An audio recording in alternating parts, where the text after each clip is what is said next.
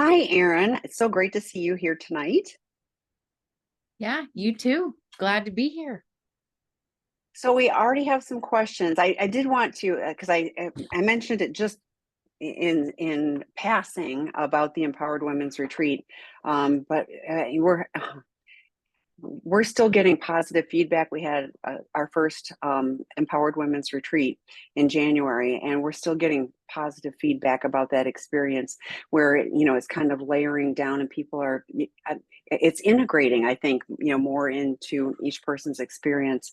And there is a component of it that is a weekly meeting afterwards that alumni can participate. So I'm saying this because the next one is about half full already. It will be in Austin, Texas in March 8th through 10th. You will find information about that on our website. And you can always email me, Tammy, Tami, at seekingintegrity.com if you've got questions.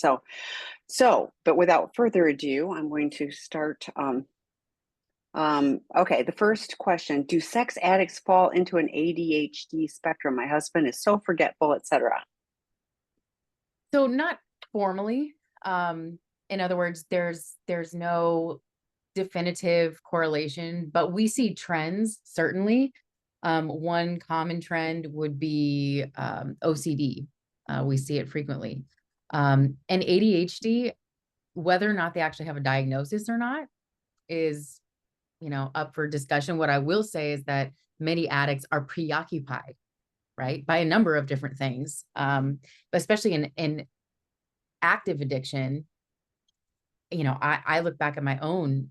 I couldn't keep any of the balls in the air. I wasn't present. And when you're not present, you're forgetful. You're not keeping in mind the needs or desires or thoughts of other people. You have a one-track mind. And oftentimes that can be perceived as a number of different things. But yeah, ADHD, we have clients definitely come in with ADHD, a lot of comorbidity with other mental health disorders, neurodivergence, which could be the autism spectrum. ADHD actually follows under that umbrella.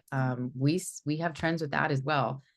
Candace Christensen is one of the amazing practitioners we have worked with who specializes in neurodivergence and sex addiction. And we referred a number of clients when we couldn't quite put our finger on what was going on to do an assessment with her. And she's fabulous. But yeah, it could be, I would say the only way to truly know that would be to send them for psychological testing, right?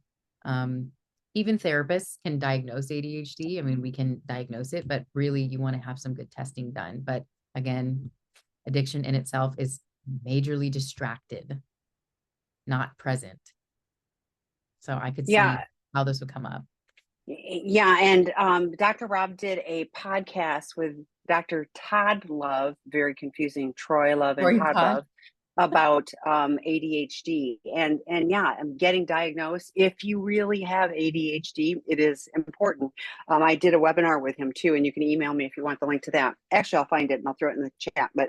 yeah. But I about fell out of my chair when he was talking about it because, if you really do have ADHD, your life expectancy is shortened. Now, I don't know if that's because you're distracted and you do silly things that are, problematic. I don't know. He didn't elaborate on that, but Yeah. my point is it's important to get it attended to so that, that you are able to function. But I do really, like Erin said too, I believe that as you settle into recovery, you can start to be more present. I mean, I'd like your input on this, Erin, but I mean, I get lots of people who call and they're looking for help and they're like, I'm depressed, I'm anxious. And I'm like, I think everybody who's looking at taking the step into, into doing something different, probably struggles with it on some level. It's just, does it reach a clinical definition of it and need to be treated? Then Yeah. getting a specialist who understands addiction and those aspects could be beneficial. But what are your thoughts? Yeah. I mean, it's kind of the chicken or the egg, honestly, because there are some who have actual organic major depressive disorder or generalized anxiety disorder, and they're self-medicating, right? Using acting out. And this sometimes those symptoms long preceded even the relationship they're in where, there's betrayal is happening. It's just that this is how they cope, whether it be compulsive porn or masturbation or um they're trying to fill this the threshold is lower than where everybody else experiences. And then there's the flip side, which is compulsive acting out can cause symptoms of depression, right? Because my dopamine hits are coming from compulsive use of that my normal activities that I'm participating in every day that maybe used to bring me a lot of joy and pleasure are no longer doing that. Same thing with anxiety, right? I'm really scared. I'm going to treatment. Or my life is spinning out of control. So it really sometimes takes having to pull those things apart to see what is organically there. And I'll say this too. This is so important. And I see this often with guys coming into treatment. They've been diagnosed ADHD and put on what is obviously kind of the gold standard out there right now, although many, many more medications have come on the line, was stimulants. And they're recognizing, oh my God, when I started Adderall, now I look back and realize my acting out kicked up 5 times. And so stimulants can be comorbid with hypersexuality or, participating in things you may not necessarily be participating in when you're not on stimulants. So something to keep an eye on. If you truly think ADHD is an issue, getting properly diagnosed, I would recommend a psychologist or a neuropsychologist. And then, you can psychiatrists as well, obviously. But some of those learning disabilities, neurodivergence, like having a psychologist do a real batteries of tests versus just medication management is a good call. And then selecting medications that are helpful for impulse control and concentration and all of those things, but that are not your first line of defense would not be stimulants when we're working with a sex addicted person.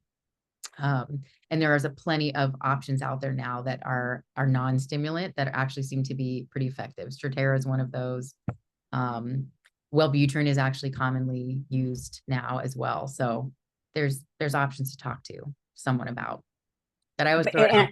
Yeah, and I'm glad you brought up getting the qualified professional too, because like people go, I'm anxious, and your general practitioner will hand you pills, and they'll not understanding all the you don't have to be anxious, whatever, or depressed or whatever, and not understanding the full background, not and even the metabolism of people, is different. So really getting somebody who's able to help you get the right medication makes a world of difference. Yes. Because also it baffles me how a lot of times let's just say a general practitioner, they hear the symptom and they prescribe something, right? When they're technically for maintenance, like a SSRI for depression or anxiety, like general practitioners can do that. But they're not, it baffles me how many people come in to treatment and are on like 1, 2, multiple medications. They've never seen a psychiatrist, and nobody ever asked them, what's going on in your life? What are the circumstances, right? How's your sleep? Are you eating? Are you exercising? Are you engaging in other healthy behaviors? Do you have a support network? Like all of these things that would dawn on a therapist to really look into are not being asked in all cases. And so sometimes we have to do the work of like layering back what medications they're on, having them see our consulting psychiatrist, and then like figuring it out from there. Because so it's complicated, but qualified professionals can help to look at all of those layers. Yeah. So the next one is a multi. So hang in there. Addict in active recovery. Last year, before I read my disclosure, I was pushed to take a polygraph by my CSAT and wife. I have anxiety, and I pointed out your podcast, but couldn't say no. One of my quirks is that I like lacy underwear, and I don't see as cross-dressing, but it's embarrassing. A couple weeks before I was looking online at underwear I'd like to buy, I told my CSAT that I'd rather talk about it in therapy when we're ready. I asked her if I could include it, and she said I should ask the polygrapher if I had doubts. I asked him, and he didn't want to know anything about it and told me what mattered was what I thought. During the test, I second-guessed myself. I passed that I was honest, but failed whether I was holding anything back. I asked if he would ask me follow-up questions, but he wouldn't. I explained the results during the disclosure, and my wife seemed to accept it, but last week, out of the blue, she asked me a new question through my face that I failed the polygraph. I feel like I didn't get the support I needed. She sees the work I'm doing now, but we can't get past the shadow of doubt. I never want to go through that traumatic and humiliating experience again. So I actually pulled up, oh fudge, sorry. I pulled up because the American Psychological Association has a very nice article on why they do not recommend polygraphs the for mental health. I mean, they're not accepted. I just put the link in the chat.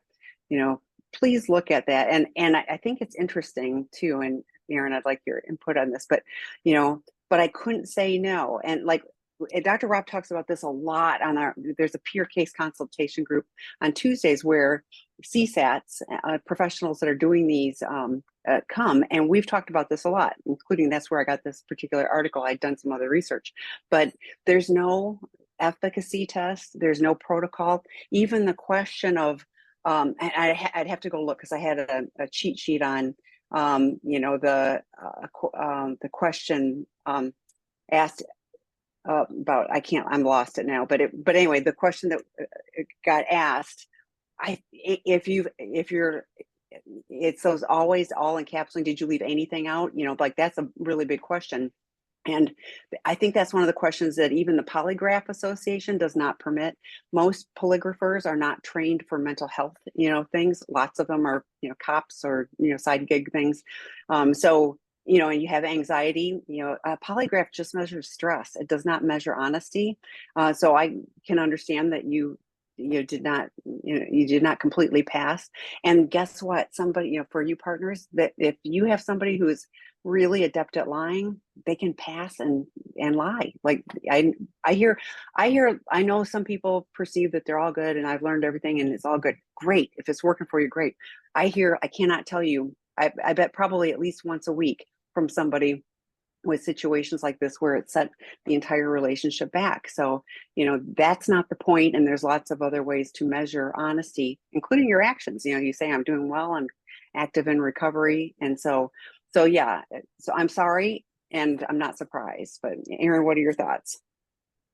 Yeah, this is such a hard one. To me, the answer is clear, right? But and that's basically because the science behind it doesn't show that this is foolproof. And yet we put all the eggs in this basket and we've seen it go wrong so many times. I too, just, I mean, and I said this last time I was on the webinar, but I talked to somebody even this last week who, I mean, lied and passed.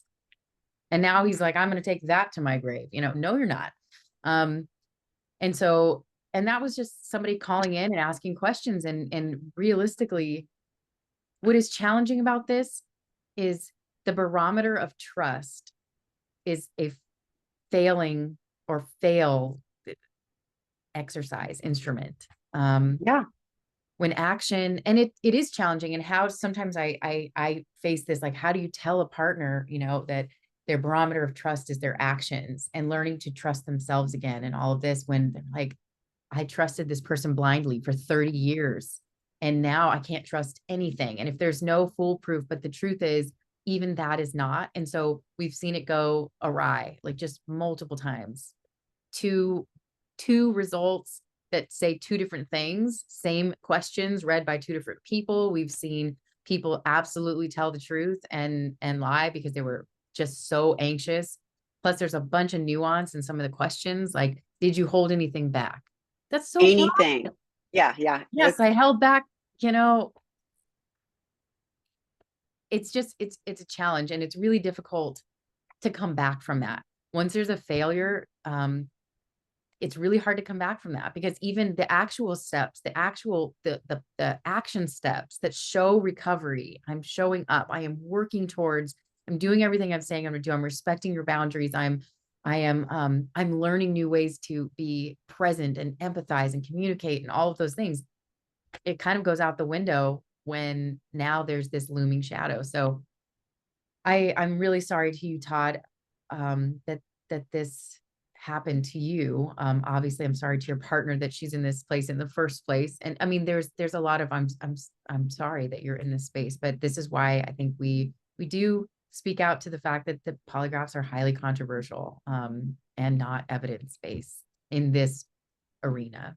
That's why they're not They're admissible not yeah, they're not allowed in anywhere. court. Yeah, exactly. Yeah. I don't know anywhere where they're allowed. And just like you said though, like all the eggs in one basket of like, now I hear this all the time. Now I need to know the truth. And I'm like, no, you'll know if he's stressed or not, that, I mean, but unfortunately, this ends up being, this is what we have to, like you said, I couldn't say no. And I'm really sorry that you also didn't have anybody else advocating for you that would help you both have a far more successful, Sure. result for, the point of having a formal therapeutic disclosure is that you are setting a foundation for healing. And this one thing, again, there's no protocol. When the CSATs are taught, there's no protocol of how to use this effectively, even when, like, do you use it before you, as you're doing this, before you go in, or, after you do the disclosure? I mean, there's nothing you taught about Yeah. about any of that. So, And what's hard too with polygraphs is, I feel like I get where he's coming from in this position. It's like, oh, really? Only a liar would say they don't want to take a polygraph, right? So you're in this position, even though you kind of know that whether you had friends in recovery or heard other stories where it went really sideways or south, or, but to even suggest I don't want to take it is like, yeah, right. You're lying like you have for years. And so it's a hard thing to navigate, really, truly. so Erin, the next question. My husband crossed a non-negotiable boundary and I asked him to leave after 7 months of fits and starts recovery. When confronted, he immediately went into victim mode. Wouldn't say where he was going and did reach out to her APSAT therapist, but he won't attend tomorrow's session. Is the aggressive response typical of addicts? Yes. I Um, think I'm not 100%. It's challenging. There's a couple of anonymous. I'm not sure if they.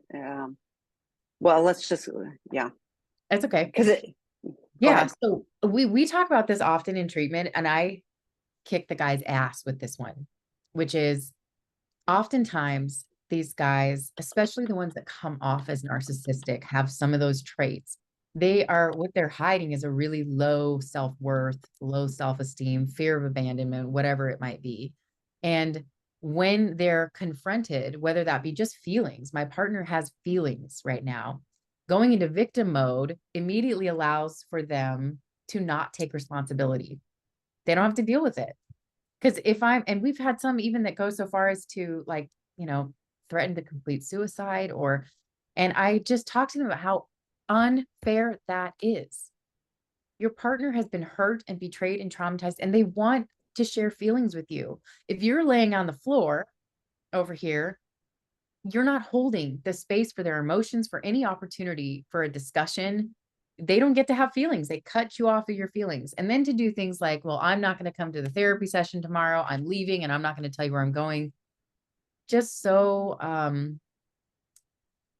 that's abusive. That's not okay, because you said it first. My husband crossed a non-negotiable boundary. There it is. And he knows it, because I imagine it was non-negotiable because you made the boundary and you said this one's non-negotiable. So that is really hard. And is it typical of addicts? Depends on what stage of recovery they're in, right? I mean, guys that we first start working with, absolutely.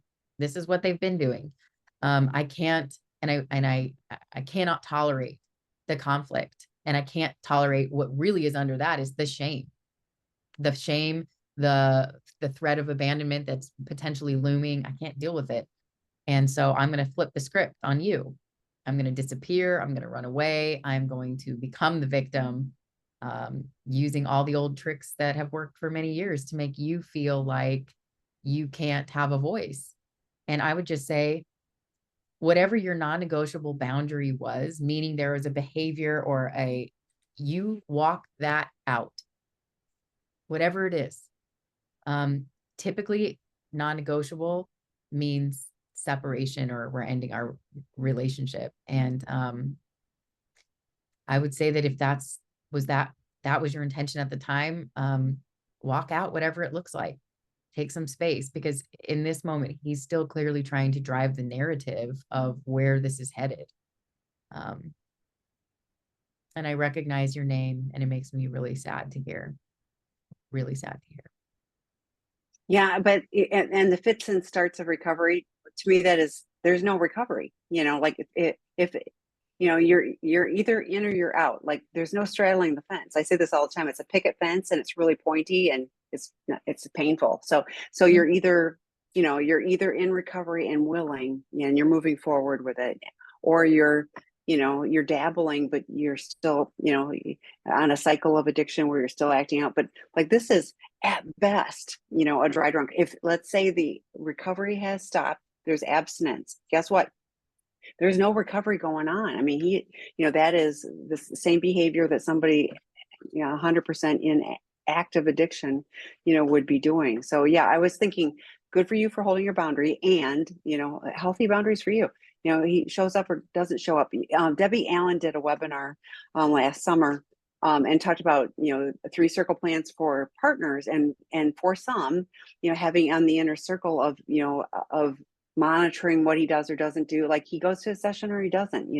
You're taking care of you. Like Erin said, the physical separation, the mental separation of, like, he's not my child. I don't have to follow him around even though he's having a tantrum. So, but I'm sorry, it's always painful. There's I don't mean to sound trite at all about this, because I know it's painful, but I honor that you chose to hold your boundary, because Dr. Rob says this all the time too, with addicts. It's like, you give us a little tiny pinprick in that wall, and we're gonna manipulate right on through that. So you holding your boundary, I know it's hard, but good for you.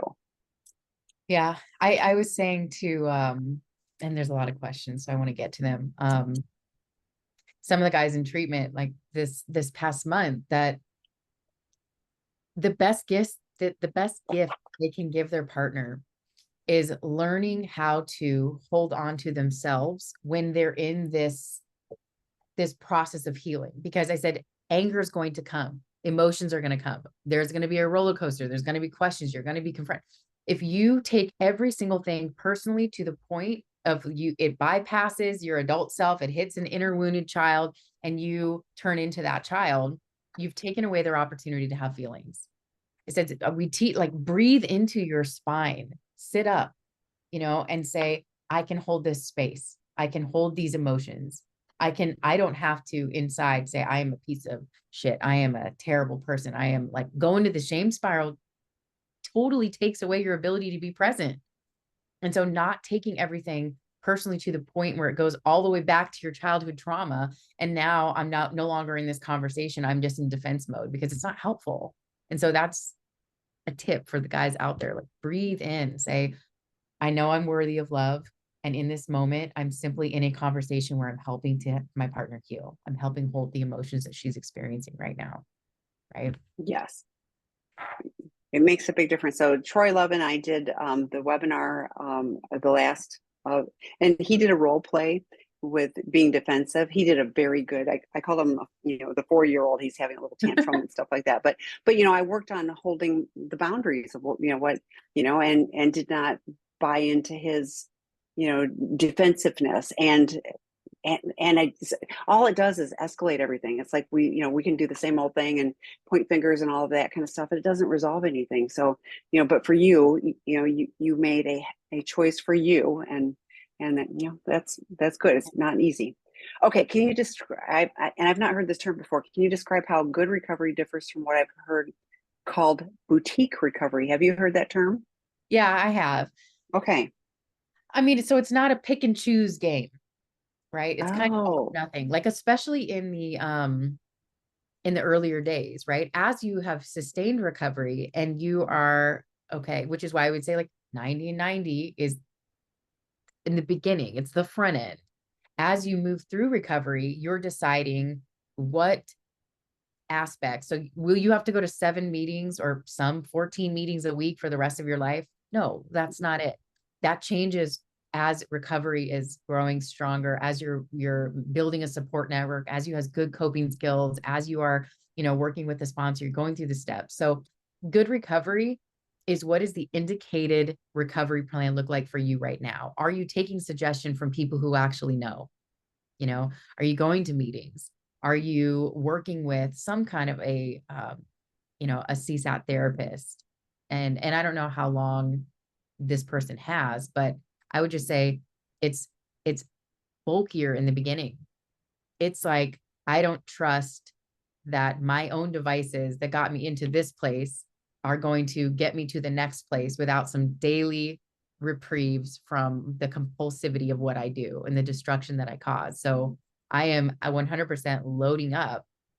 And with trusted people in my life, I'm reflecting back, when is the appropriate time to scale down, right? Not I'm making, like we say, self-will run riot, right? I just decided because, hey, you know what? I did this last 2 months were awesome. I kicked butt. I checked the boxes, and now I'm gonna hang out at a meeting every other week or so. Like, not so much. I mean, your brain is coming back online. This is like good structure for you to be around, to hear about, to have an actual guidebook out.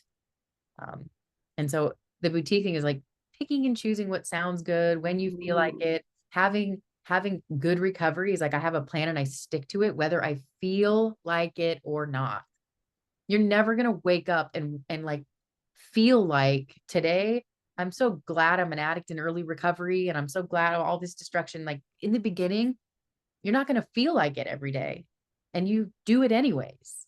So it's not about picking and choosing. It's, here's what I agreed to. This is what I'm sticking to until I meet with my trusted, I call it trusted circle, whether that's a sponsor, a therapist, your partner. You're deciding, hey, I feel these good markers, right? I've made it through the steps. I've made it to my whatever birthday. I'm not feeling that. You can make adjustments. That's recovery, but not in a vacuum, not in a silo. And not, from 100 to 0, it like, that's the other trick is, oh, I got this. And everybody starts getting busy into real life. And then all of a sudden they're back at 12 step going, I relapsed. What happened? And it's because you quit. I said, addiction is the only thing, where I'm doing the right things and it's really working and I'm feeling good. So I quit doing them, at some point you just go, I need to do on a daily basis. Like Erin said, we have a daily reprieve. So we're, I still do what I need to do on a daily basis. And recovery is really, it's integrated into what I do and how I live.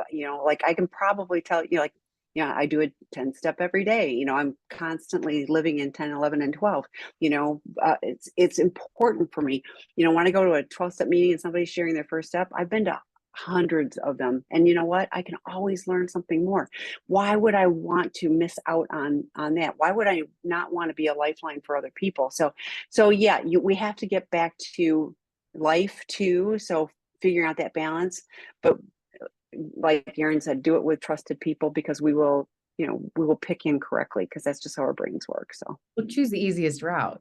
yes. Yeah. I mean, any one of us has anyone had a New Year's resolution to go to the gym every day starting in January, and you've fallen off? It's February. Yeah. Yeah, it happened. What's easier, but this is not the easier, softer way in terms of recovery. So Yeah. And showing up and being accountable, and that really does make a difference. So okay, I'm a full believer of Prodependence model. Yay, not codependency. With that in mind, I have figured out that my part in the relationship with my addict needs to be looked at. Yes, my behavior has been as a result of trauma. However, the aggressive way I interacted came in my childhood and my need to be heard and seen. I am blown away by this fact. My husband was familiar and the way we interacted. Do you see this often?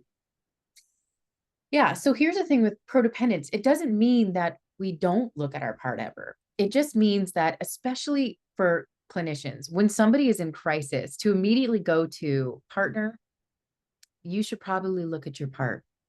No, like, we want to look at, you know what? Of course you love this person and you have done your absolute best to want to see them survive in the world. And it's just saying that you didn't cause this. This isn't your fault. You did not bring this on yourself. We didn't go into, well, you attracted this person because of, your baggage. That's just like not a kind way to look at someone who is in the crisis of loving an addict. So But absolutely, yes. At whenever you feel you're ready, and it sounds like you're feeling that, going and doing your own work to just look at your own trauma, heal from your own wounds is like every person's greatest gift in life, is to be freed from whatever bondage of your childhood, regardless of the relationship you're in, um, is an amazing experience. I I can say for myself, I've been on both sides of the addiction coin, being the addict, loving an addict, and I can honestly say that the doing my own trauma work has it's given me so much peace in the storm of being able to like really hold on to myself and say, hey, we got this. It doesn't, my responses are not as sharp in my system. And I don't mean at whoever, I just mean in my own system. I don't have these huge trauma responses that I once had because I've processed through, I've learned to kind of look at, yeah, sure, where some of this came from. So it sounds like you're ready. Go ahead and do that. And then it says, I'm blown away. I remember I came in my childhood and my need to be heard and seen. I am blown away by this fact. My husband was familiar and the way we interacted. Do you see this often? Absolutely. Yeah.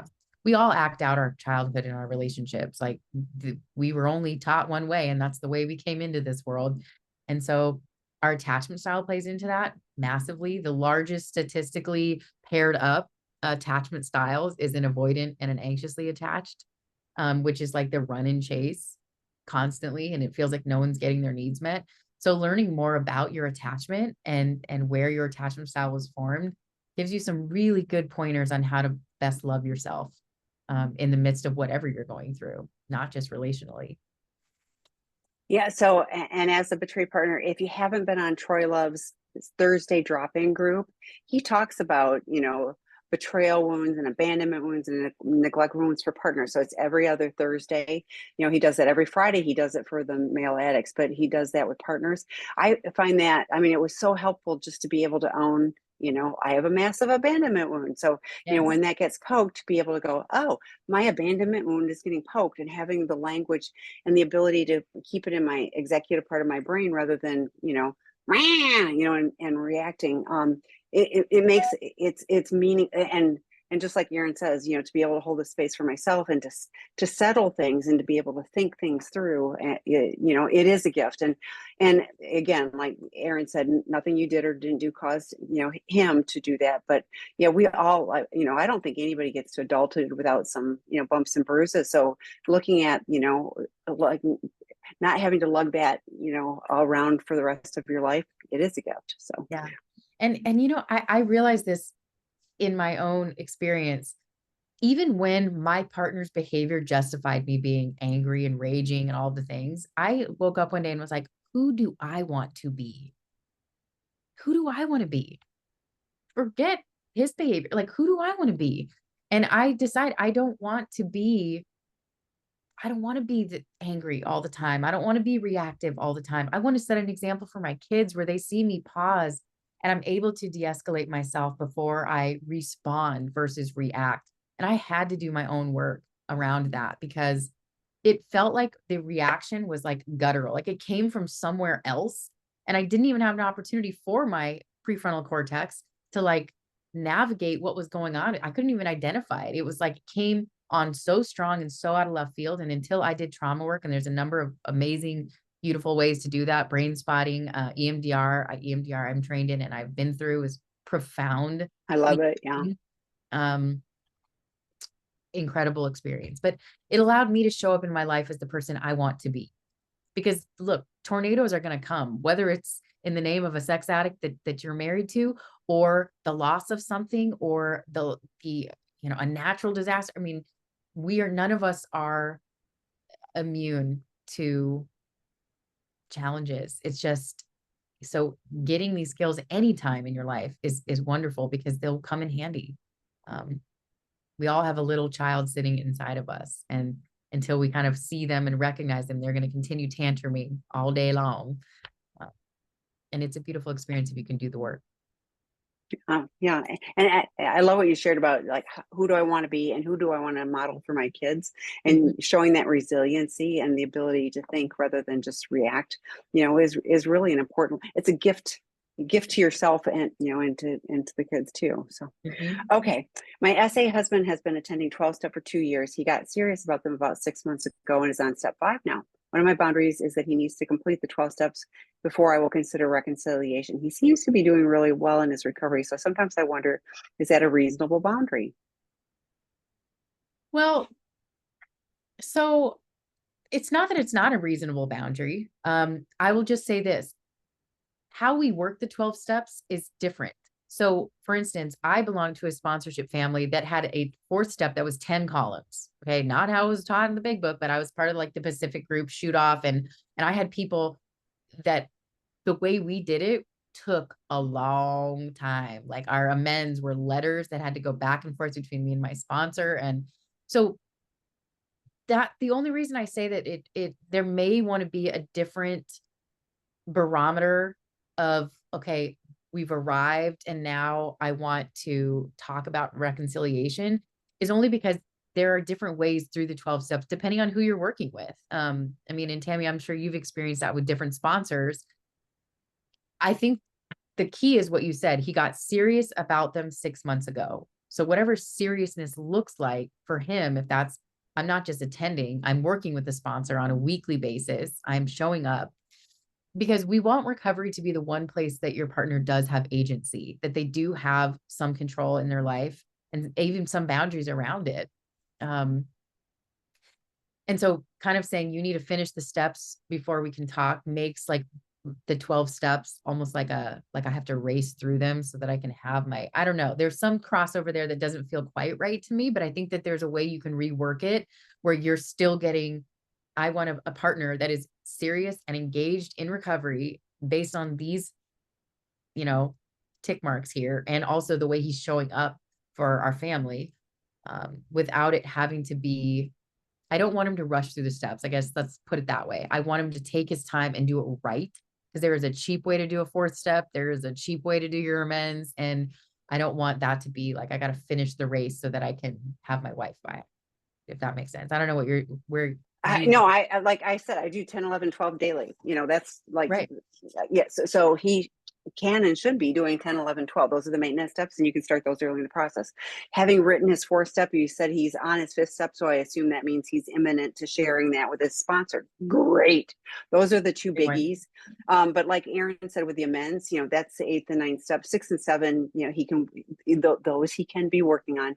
But eighth and ninth step, like that was, first of all, for you, it's a living amends. It's not just, I'm sorry, like it really will be more of a living amends. So he won't get done with that one so quickly. The other thing is, I had people on my list that were not as immediately available.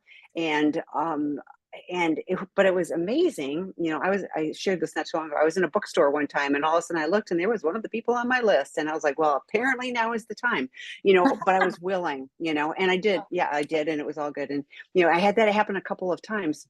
And so I'm with Erin, and to me, the really big ones are the fourth and fifth step. And if you're seeing that there's change, but like I did, I've done a fourth step more than once, and I've done four steps on certain issues, so because there was stuff I just needed to unpack. So it isn't like one and done, oof, and now I get to live in recovery, la la land. It's not, so I think it's one of those things. It would be worth you having a discussion, with somebody about what are you really looking to Yeah. see and how that lines up. But I love that he's finally getting that. And the more he's doing this, honestly, I mean, I talk all the time. Steps 4 through 9 are house cleaning. We get rid of lots of the garbage we're carrying around if we're willing to do those steps. So just doing his fourth and fifth step, I bet he's feeling lighter just having, made that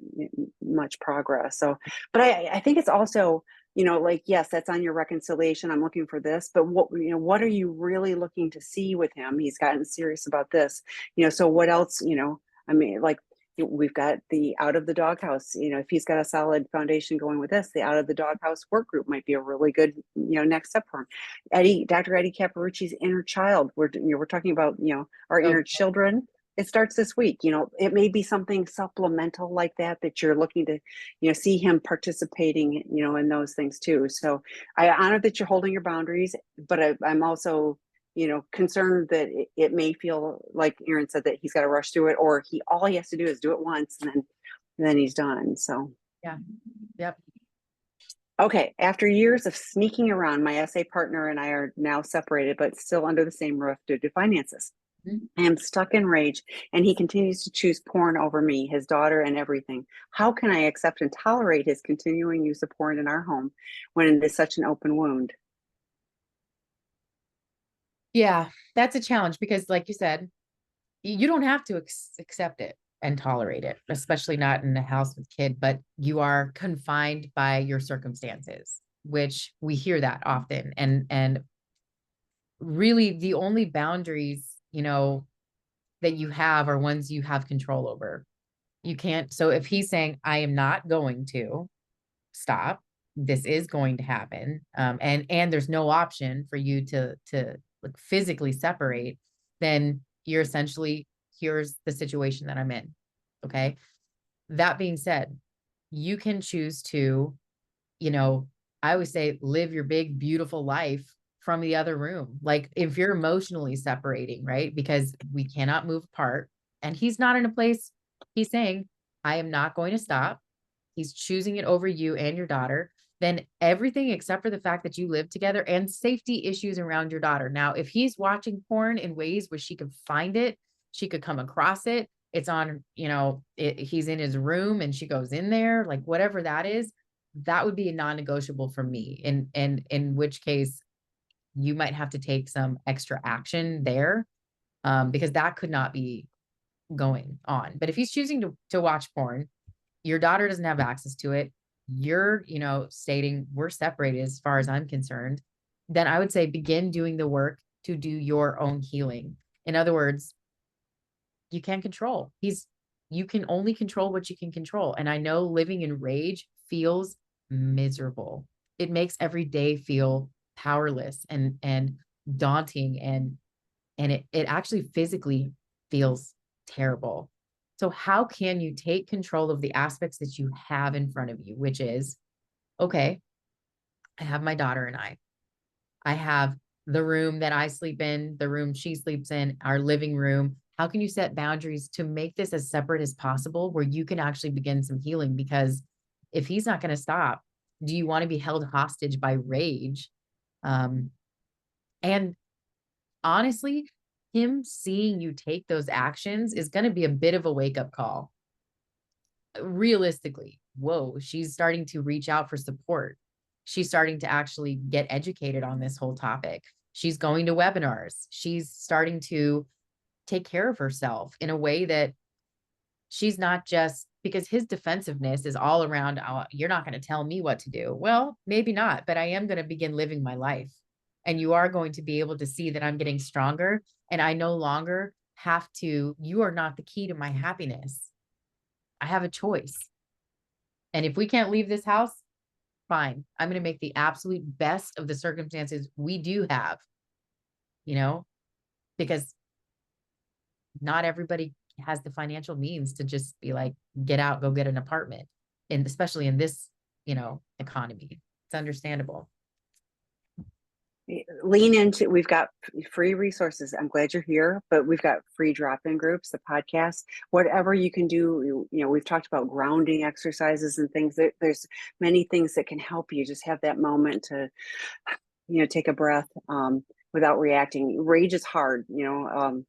It's a powerful emotion, and it feels like it takes over things. For me, rage, and really intense anger can cover hurt. And so I can only imagine, that how hurtful this is. Clearly you're even talking about an open wound. Yeah, it is. But I love what Erin shared, and and looking at how you can be empowered in this situation. You can't do anything about him, but you can be empowered, in certain areas for you. So So, Erin, they say you have such a calming way of communicating this information, a great role model on how to address hard subjects. Can you speak to narcissistic traits and ego injuries addicts have?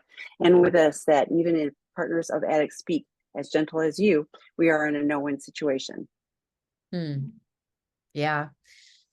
So and thank you. I said clearly that they haven't met me every day in training.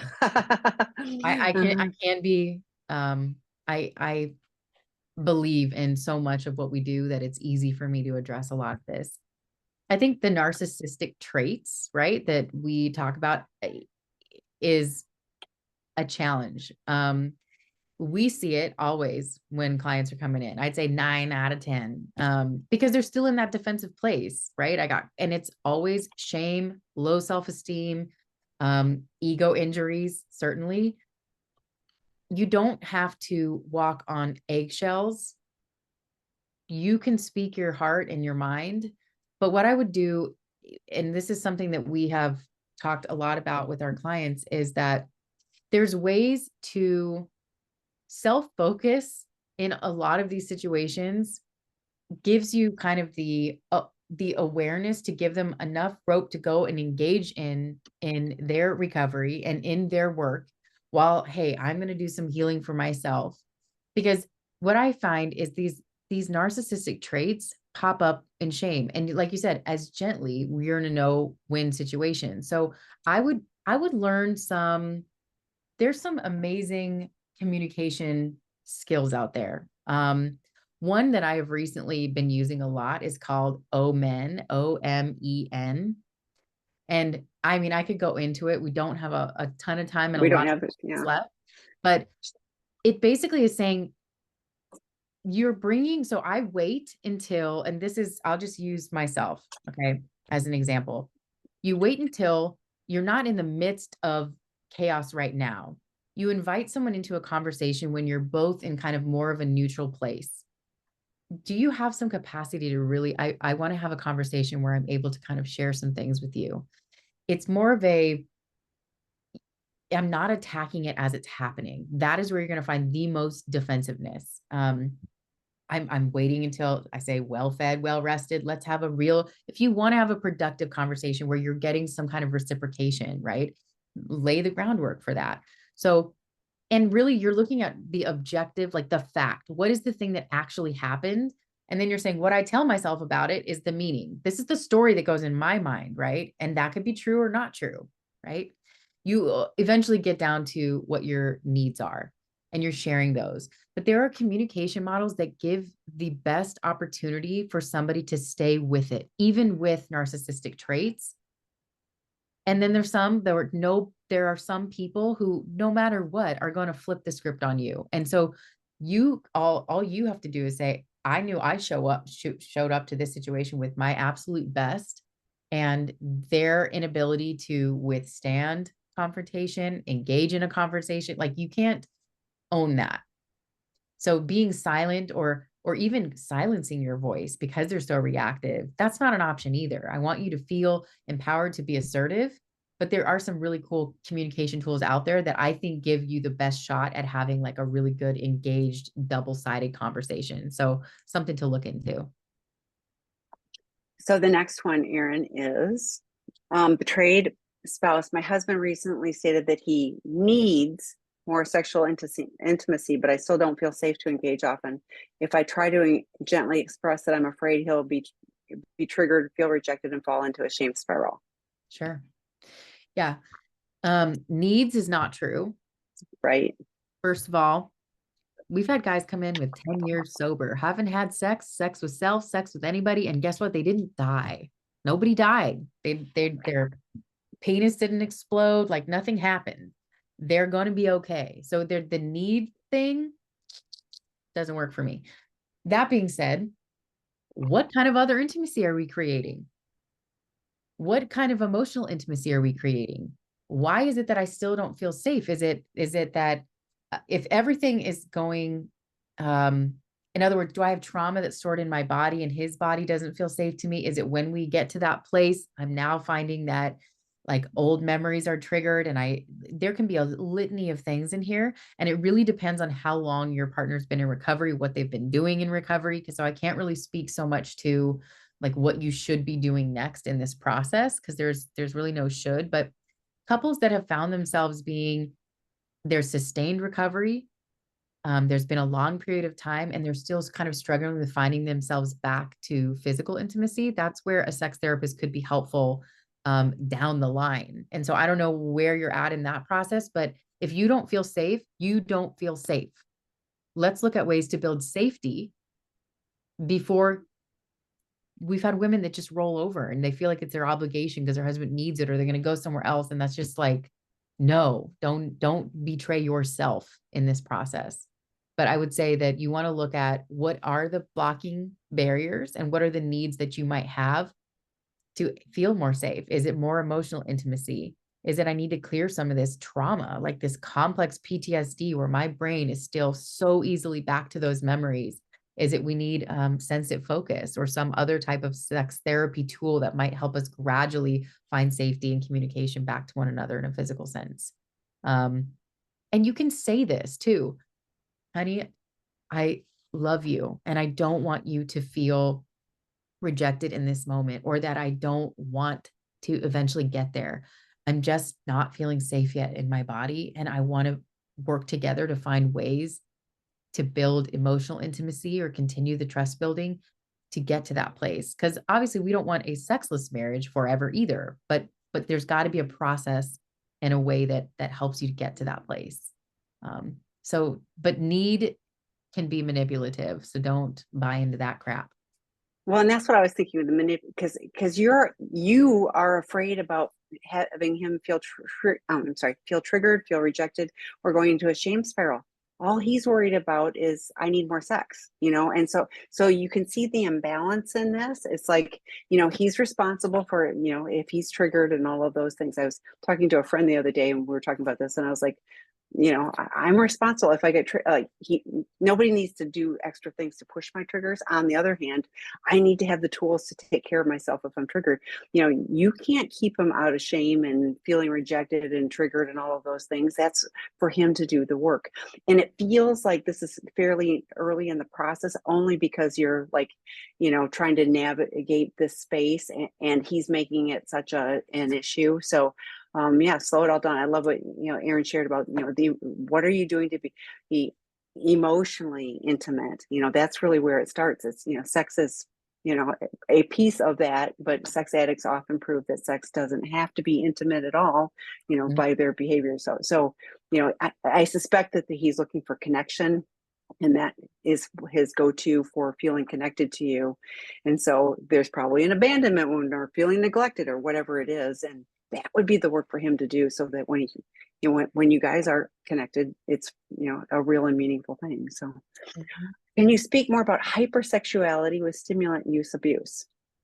Yeah, I mean, essentially there's a lot of Dr. David Fawcett talks about this. He just wrote a new book called Sex Under the Influence, and it's really good. It speaks to all genders, all populations, and all different types of substances. But stimulants are notorious, and science is backed that stimulants can be linked to hyperarousal. So if I am not somebody that watches porn, but I'm on stimulants, I may find that I am feeling all of a sudden hyperarousal. So people that, whether it be stimulants in pill form, Adderall, Ritalin, Concerta, blah, blah, blah, meth, cocaine, caffeine, I'm sure, nicotine, all of those have stimulating effects, and they can look like my arousal or my desire or my need is there in a much larger and amplified way when it may not be otherwise.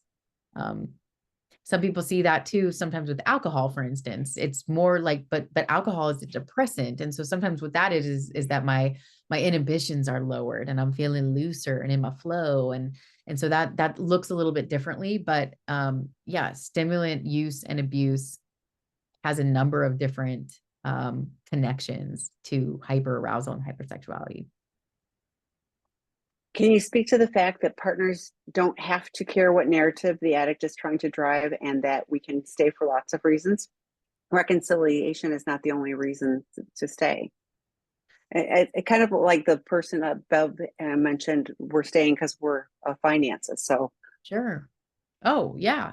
And so I'm not exactly sure what the question's asking, but yeah, if the partners can be empowered to make choices and whatever that looks like, you have to look at what can I do and what do I want to do in this situation. And sometimes that looks like some of our own, which is why I love the Empowered Women Retreat, is women left with the ability to make informed decisions, right? Because they felt they could trust some of their intuition again. They felt that this self-shame, this you know, these insecurities that come along with being gaslit and lied to and not chosen by your partner, right? Because of this addiction, they left this ability to say, I'm going to look at what my circumstances are and I'm going to make some choices and set some boundaries.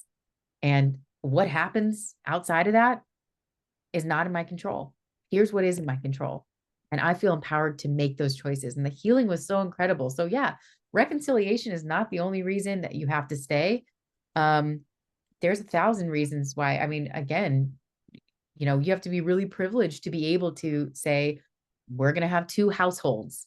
Like, it's hard. This economy alone, people can barely afford one. So there's not always options to leave. And no, you don't have to buy into whatever narrative an addict is spinning, especially one that's like in their mess, because it's likely not thinking too much of you. I'm typing because we have I put the link to the Empowered Women's Retreat, but also we have a Moving On Alone drop-in group for betrayed partners. And guess what? You don't even have you don't have to have left the relationship. You could physically be living in the same space, but you're not looking to reconcile. It's for people who have been left, or are, a foot out the door, whether it's physically out the door or just relationally out of the door. We have a separate guys group on Friday mornings now too. We've added that. So keep those in mind. Those could be, those are people not looking for reconciliation. It could be useful support for you too. It's a little different than people that are trying to heal the relationship. So, okay, my husband was involved in chat rooms, developed a long-term affair. He was also involved with webcams, porn, etc. He is in denial about how serious this was because no physical contact. I've done all the work therapy, women's groups, and have long-term support group and therapy. He is in 12 steps. He's been in this for 5 years. Health issues have occurred. I just can't seem to move on due to his lack of understanding of the hurt he has caused in time to face facts he will not change. Do I look at roommate status? We are in our late years. Leaving would be a total change of my family, lifetime, etc. Is it possible that change will ever occur? Yeah, it is possible. And there's like not enough time to go into this, but I would say that if you are someone who is seeing, oh wait, he is in 12 step. He's been in this for 5 years. Health issues have also occurred. I can't seem to move on. So if it's like I can't seem to move on due to his lack of understanding of the hurt. Okay. So he lacks empathy. You're feeling stuck because he's not validating that. I would say, I don't know if you've done couples therapy, but you're long enough into the process in terms of recovery that would be a good option to begin like looking at this. If you feel stuck though, the retreat, man, come if you can. There's another woman down below who just asked that. I just moved it. Yeah, I just said email me and I'll send you the information. So yeah, because we're going to run out of time. Yeah. So. Okay. So yes, change is possible. And it's hard to know kind of based off the paragraph, like what is the piece that needs to change or move. But we've seen it. I have personally seen it. Tammy has seen it at every level of destruction you could possibly imagine. Find hope and healing. If the right steps are being taken, we have seen it happen for both sides. We've seen partners that are stuck even after husbands have been in recovery for years. We have seen, addicts that just could not get on the horse. We've seen every circumstance you can imagine find hope and healing. And we've seen ones that don't change and they make choices to move on, or roommate status, whatever you want to call it, making use of the circumstances that you have what brings you joy? What allows for this to be able to settle? Um, Patricia, I just did want to say it is OMEN. Yes. Observation, meaning, emotion, and needs. And you can look that up online. It's super helpful. The trickiest one is observation. It has to be an actual identifiable fact. Okay. So can you Sorry hang for to get all of no? them. Yeah. So Oh, can we you can. do? Yeah, let's do one more. So yeah. Yeah. So and like with some of this stuff, email me. I've got a ton of resources. And I'll do my best to help you get connected. So last one for tonight. My SA spouse did not choose recovery after our disclosure.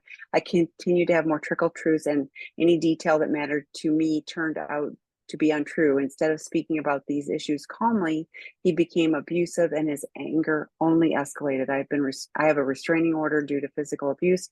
I'm concerned that even aside from abuse, perhaps the anger is due to perhaps our child is unsafe due to his addiction. Post separation, he is spending large amounts and acting out. Oh, I guess that's not a question. I'm sorry. So I'm going to say I'm sorry, but Oh, yeah, like I don't know. that makes me so sad. I worry about the child too. I do too. Do whatever you have to do to make sure your child is safe. If you have a restraining order, then there is no safety here. So make sure that that child is safe. He's spending lots of money. He's acting He's out, in active angry. addiction. Yeah. Yeah. So I am really, really sorry. And you're in our thoughts. So is your Yeah. child. I'm sorry. I'm glad you're here.